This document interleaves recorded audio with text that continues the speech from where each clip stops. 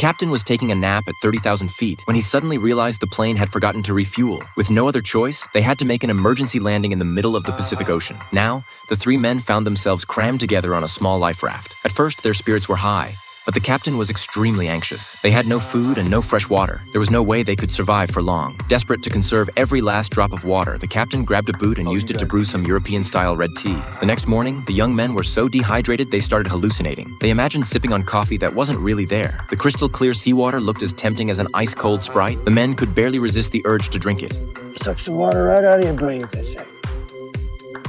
Suddenly, the captain started pounding his chest and shouting. The young men thought he had lost his mind, but then he pulled out a pencil. They watched as he meticulously drew a map and used a compass to calculate their position. If they could just drift southwest, they would reach an allied island. The young men's hopes were reignited, and Lady Luck was still smiling upon them. One of the men took out a small knife and thrust it into the boat with all his might. The captain tried to stop him, but in the next second, it seemed the young man had struck something. His teammates sensed trouble. All of a sudden, a shark leapt out of the water and landed right inside the life raft. The crew immediately grabbed hold of the shark's body while the captain quickly seized its tail. The three men worked together to subdue the shark. The young man sliced open the shark's belly and pulled out a small fish, stuffing it straight into his mouth. The others pounced on it too. This was their first meal in days adrift at sea. They even licked their fingers, savoring every last morsel. After eating, the young men started cleaning the blood from the boat. They chatted casually with each other, blissfully unaware that this very action would soon plunge them into an even greater crisis.